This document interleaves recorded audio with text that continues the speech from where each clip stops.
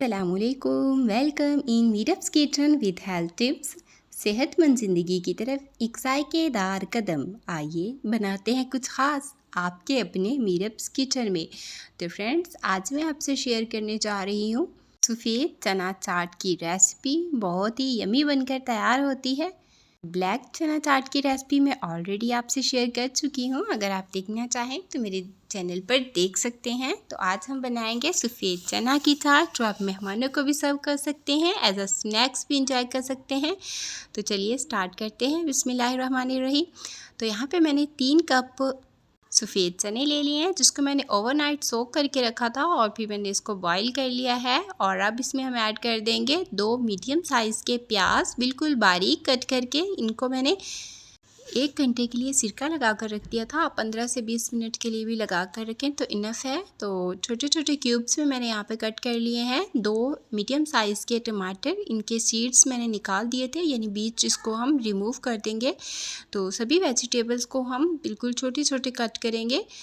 और यहाँ पे मैंने ले लिए हैं आलू। तो आलू भी मैंने 2 लार्ज साइज़ के लिए हैं और इनको मैंने बारीक कट करके बॉईल कर लिया था। तो चाट में सभी वेजिटेबल्स जितनी छोटी पीसेस में कट होंगी तो उतनी ही ये यमी लगती है, क्योंकि हर बाइट में हर वेजिटेबल का फ्लेवर आता है, तो बहुत ही मज़े का लगता है। तो यहाँ पे हम ये ऐड कर देंगे 1 टीस्पून चाट मसाला। और ये मैंने 2 टेबल स्पून इमली भिगो कर रख दी थी आधा घंटा पहले। तो इसके सीड्स मैंने अलग कर लिए हैं और इसका पल्प जो है वो हम ऐड कर देंगे।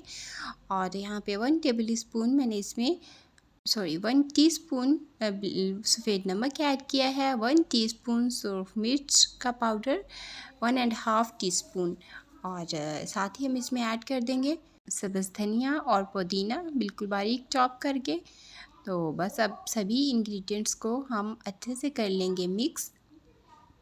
तो मिक्सिंग हम अच्छे से करेंगे। और इसी के साथ अगर आपको आज की मेरी वीडियो पसंद आ रही हो तो वीडियो को लाइक शेयर ज़रूर कर दीजिएगा। और अगर चैनल पर नए हैं तो चैनल को सब्सक्राइब और बेल आइकन को दबाना मत भूलिएगा, ताकि मेरी हर नई आने वाली वीडियो का नोटिफिकेशन आपको मिल सके। तो बस यहाँ पर मैंने अच्छे से इसकी मिक्सिंग कर ली है।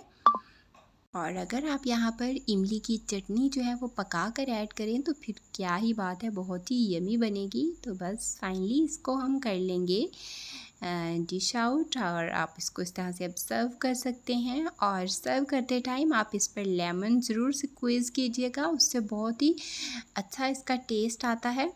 आपको कौन सी चाट पसंद है मुझे कमेंट में ज़रूर बताइएगा। तो मिलते हैं हम नेक्स्ट वीडियो में अगली खुशबू अगले जायके के साथ। अपना ख्याल रखिएगा, मुझे दुआओं में याद रखिएगा और मुझे दीजिए इजाज़त। अल्लाह हाफिज़।